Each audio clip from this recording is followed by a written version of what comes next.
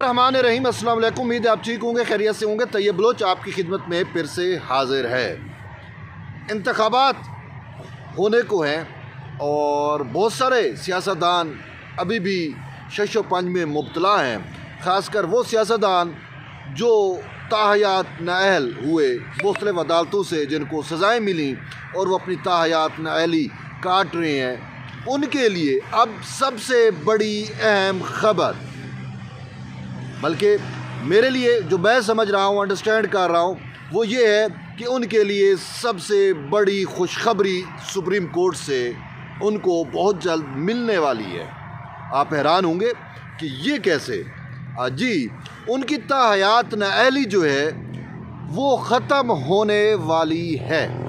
इस वक्त तकरीबन मुल्क भर में 2 दर्जन से ज़ायद सियासतदान ऐसे हैं जो इंतखाबात नहीं लड़ सकते, जिसकी वजह यह है कि उनको मुख्तलिफ़ वजूहात की बुनियाद के ऊपर मुख्तलिफ़ अदालतों से ताहयात नाअहल कर दिया गया है। यानी कि आर्टिकल 62(1)(f) के तहत ये कहा गया है कि जी वो सादिक व अमीन नहीं है और वो ताहयात नाअहल हैं। लाइफ टाइम के लिए वो अब असम्बली के पार्लिमान के मेंबर जो है वो नहीं बन सकते।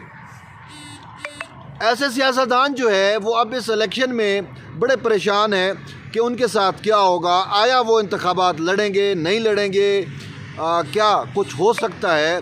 तो उनके लिए अब एक सबसे अहम ख़बर जो है वो सुप्रीम कोर्ट से ही जुड़ी हुई है। अब वो ये है कि उनकी ताहयात नाअहली ख़त्म होने वाली है, क्योंकि आज सुप्रीम कोर्ट ने ताहयात नाअहली के मामले पर आईनी तशरीह के लिए लार्जर बेंच बना दिया है। 2 जनवरी को इस पर हतमी फ़ैसला भी हो जाएगा या हो सकता है, क्योंकि आइन के आर्टिकल 62(1)(f) के तहत उनको सज़ा सुनाई गई और उस सज़ा की सुप्रीम कोर्ट ने ये तारीफ़ की थी, ये तशरीह की थी कि जो आर्टिकल 62(1)(f) के ज़ुमरे में आते हैं वो ताहयात नाअहल होंगे।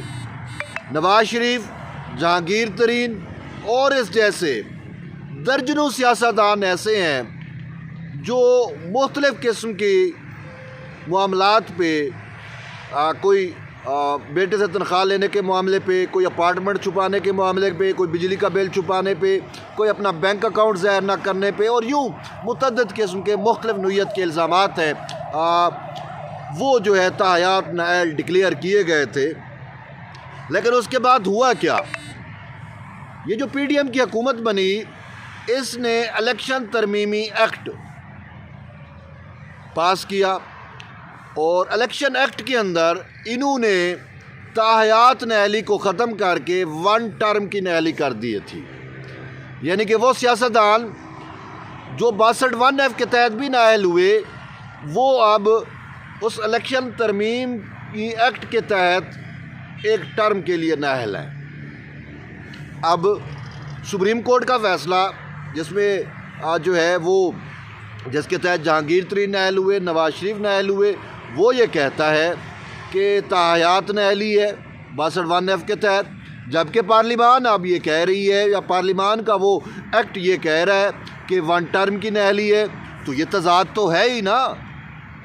और इसी तज़ाद की वजह से मियाँ साहब हों, जहांगीर तरीन हों या बाकी लोग हों, वो बड़े परेशान थे कि उनका क्या बनेगा, क्या होगा। और ये भी कि जब वो कागज़ात जमा कराएंगे, इंतखाबी कागज़ात का प्रोसेस है, तो उनके ऊपर एतराज़ हो सकता है। तो फिर किसी वजह से किसी न किसी अदालत से उनको डिक्लेरेशन फिर चाहिए था, किसी न किसी अदालत की स्टैंप उनको चाहिए। तो सुप्रीम कोर्ट ने इस पे उसको नोटिस ले लिया। कुछ अर्सा पहले, पिछले हफ्ते या शायद उससे भी पिछले हफ्ते, चीफ जस्टिस हाकिम निसार की सरबराही में 3 रुकनी बेंच जो है वो मीर बादशाह किसरानी की नाअहली का मामला उसके सामने लगा। तो उन्होंने उस मामले पर समाअत करते हुए फिर ताहयात नाअहली का उसको नोटिस लिया। और ये बरमला उस जजेस का कहना था, जस्टिस अख्तर अमीन अल्लाह के भी रिमार्क्स थे, चीफ जस्टिस के भी रिमार्क्स थे, कि एक तरफ الیکشن ترمیمی ایکٹ یہ کہتا ہے، اس کی سیکشن 232(2) یہ کہتی ہے کہ نااہلی جو ہے 1 ٹرم کے لیے ہے۔ دوسری طرف سے سپریم کورٹ کا حکم ہے تو اس کے تحت نااہلی جو ہے 62(1)(f) کے ذریعے جو نااہلی ہوئی وہ لائف ٹائم ہے۔ تو یہ کیسے ہو سکتا ہے؟ تو یہ تضاد تھا، تو انہوں نے کہا اس کی عینی تشریح درکار ہے، مقصود ہے۔ تو اس کے لیے اس پر سپریم کورٹ نے اس کو نوٹس لیا۔ نوٹس لینے کے بعد معاملہ کمیٹی کو بھیجا، اور اب خبر یہ آ رہی ہے کہ کمیٹی نے اس پہ لارجر بینچ جو ہے وہ بنا دیا ہے۔ 7 رکنی لارجر بینچ بنایا گیا ہے، جس کی سربراہی خود چیف جسٹس آف پاکستان کر رہے ہیں، اور 2 جنوری کو اس معاملے پہ اب سماعت ہونے جا رہی ہے۔ یعنی 2 جنوری کو سپریم کورٹ میں اب یہ ہمیشہ کے لیے فیصلہ ہو جائے گا کہ آیا آرٹیکل 62(1)(f) کے تحت دی گئی سزا پر جو ہے وہ نااہلی تاحیات ہوگی یا 1 ٹرم ہوگی۔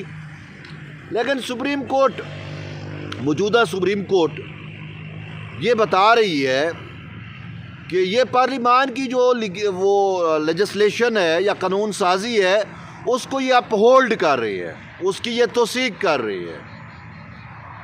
تو اس بنیاد پہ ہمیں اب یہ نظر آ رہا ہے کہ الیکشن ایکٹ کی جو ترمیم ہے، یا الیکشن ترمیمی ایکٹ جو ہے، یا الیکشن ایکٹ جو ہے وہ سروائیو کرے گا، اور اس کی سیکشن 232 سروائیو کرے گی، کیونکہ وہ ایکٹ بن چکا، قانون بن چکا۔ اس کے بعد سپریم کورٹ کا فیصلہ جو ہے وہ اس کی اپنی افادیت کھو دے گا، اور اب سپریم کورٹ جب حکم دے دے گی تو پھر اس کا جو ہے وقت، حیثیت ختم ہو جائے گی۔ تو اسی وجہ سے اب یہ امید پیدا ہو گئی ہے، یہ چیز واضح ہو رہی ہے کہ جو سیاستدان تاحیات نائل ہو چکے ہیں وہ اب الیکشن لڑ سکتے ہیں۔ اب معاملہ یہ ہے کہ ان الیکشنز کے دوران کہ وہ اپنے کاغذات نامزدگی ضرور جمع کرائیں، وہ کاغذات نامزدگی جمع کرائیں۔ ہاں، اگر ان کا مخالف کینڈیڈیٹ ان کے کاغذات نامزدگی پہ ان کی سزا کی وجہ سے اعتراضات اٹھاتا ہے، تو آروز جو ہے وہ اگر ریجیکٹ بھی کر دیتے ہیں تو بھی ان کے پاس یہ گنجائش موجود ہوگی کہ وہ جو ہے متعلقہ کورٹس میں چلے جائیں، اور تب تک معاملہ جو ہے وہ سپریم کورٹ بھی اس پہ فیصلہ کرے گی۔ جنوری میں ہے، فروری میں انتخابات ہونے ہیں، تو اسی وجہ سے ان تمام جو سیاستدان ہیں جو نااہل ہو چکے ہیں، ان کو چاہیے کہ وہ وقت ضائع نہ کریں۔ بے شک ان کے کاغذات نامزدگی ریجیکٹ ہو جائیں، بے شک ان پہ اعتراضات لگ جائے، وہ اعتراضات کے خلاف متعلقہ کورٹ میں، ٹربیونل میں اپیل کریں، تو معاملہ یہ سپریم کورٹ میں ہی جو ہے سپریم کورٹ نے ہی حل کرنا ہے۔ اور ویسے آج سپریم کورٹ آف پاکستان کی جانب سے ایک اشتہار بھی پبلک کر دیا گیا ہے عوام الناس کے لیے، اور خاص کر ان سیاستدانوں کے لیے جو تاحیات نائل ہو چکے ہیں، ان کو یہ کہا گیا ہے کہ اگر وہ چاہیں تو وہ سپریم کورٹ میں اپنا جواب جمع کرا سکتے ہیں۔ شرط یہ رکھی گئی ہے کہ وہ اپنے کیس کے حقائق نہ بتائیں، لیکن پارٹی بنے وہ بتلائیں کہ ان کو نااہل کیا گیا ہے، تاکہ وہ اپنی سزا بھی اگر انہوں نے کمپلیٹ کر لی ہے 1 ٹرم کی، تو پھر وہ الیکشن جو ہے وہ لڑنے کے اہل یا قابل ہو سکے۔ تو یہ ایک اہم ڈیولپمنٹ تھی، میں نے کہا آپ تک شیئر کروں۔ تو جڑے رہیے طیب بلوچ کے ساتھ، ملتے ہیں ایک نئی ویڈیو میں، تب تک کے لیے اجازت دیں، اللہ حافظ۔